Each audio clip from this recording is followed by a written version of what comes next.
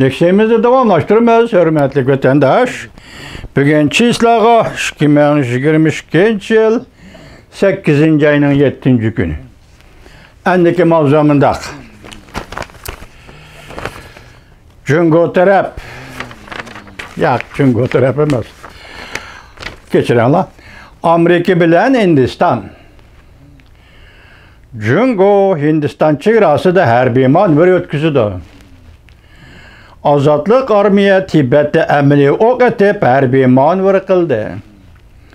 Mavzulu haber 8. ayının 6. günü Dünya Gazeti ilan kılındı haber. Mundak başlandı. Amerika Cungo münasebeti ciddileşken bir paytda. CNN munda haber kıldı simlik televizya Amerika'da.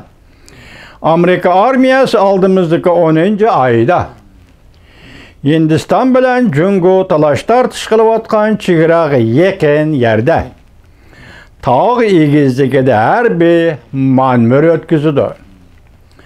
Ötküzülüdüğün bu manevr umumyüzlük dikkat kozgudu. Dikkat kılışka arziydiğin bir taraf şu ki haber tarqalgandan keyin Cungo matbuatları mesela Merkezi Halk Televiziyası harbiy işler programısı da 7. günü 8. ayının 7. günü alakadar tarafından undidarda yakında Azatlık Armiyanın deniz yüzden yukarı 4600 metre igizlikte hava müdafiə kural yarakları bilen emeli ok etip harbiy manevr ötküzgenligini körsetti. Bunundan buran CNN Hindistan Quruqluq Armiyası yuqori qatlam rahbarlarının delillerinden nakil keltirip Amerika Hindistan 10. ayının o'ttirlarida Hindistan'ın Şimali ştatı Avli ştatıda birleşme manevr ötküzüdü dep körsetken CNN. Bunun için Hindistan'ın bu ştatı şimal taraftan Tibet bilen çigara alınıdı. Anlaşla qaraganda bu ştat deniz yüzüden 3048 İngiliz milli igizlikka joylashgan. Hindistan bilen Cungo amaliy kontrol qilish ağırlığı 95 kilometre keladi chegaraning uzunluğu.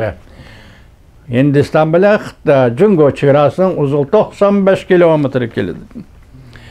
Hindistan bilen Cungo birleşme harbiy manevr ötküzüdü degan uçur to'g'risida Amerika Qo'shma Shtatlar Davlat Mudofaa Ministerligi bayonotchisi mundaq ko'rsatdi. Amerika bilan Hindistonning sheriklik munosabati endi Tinch okeani rayoni erkin echib etilgan bir manzilning bir omilidir. Urushga tayyorlik qilish. Bu hindi tilida yudah abayis deyildi ekan. Urushga tayyorlik qilish yudah abayis. Birleşme harbiy manevri ikki davlat armiyasining hamkorlash iqtidorini yuqori ko'tardi.